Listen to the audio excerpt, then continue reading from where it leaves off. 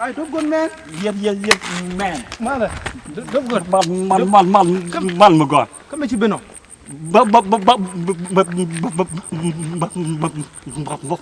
Ba cái gì của cô đó cái Europe University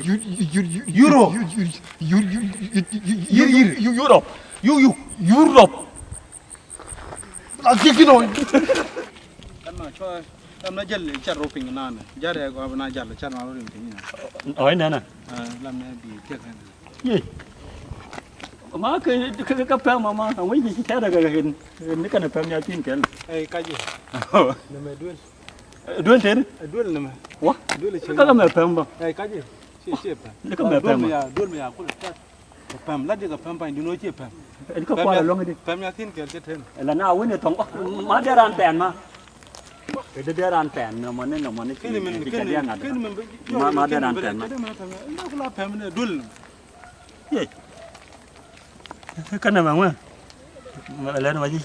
chỉ chết đây là chồng chịu không cô là chết được cái yang mình chỉ lưu mình cháu của cô là chồng nên đi chiên cái là cháu này đây ví dụ cũng bị rồi này mình cũng là hiện tại đi motor cho lên dục dục mình lưu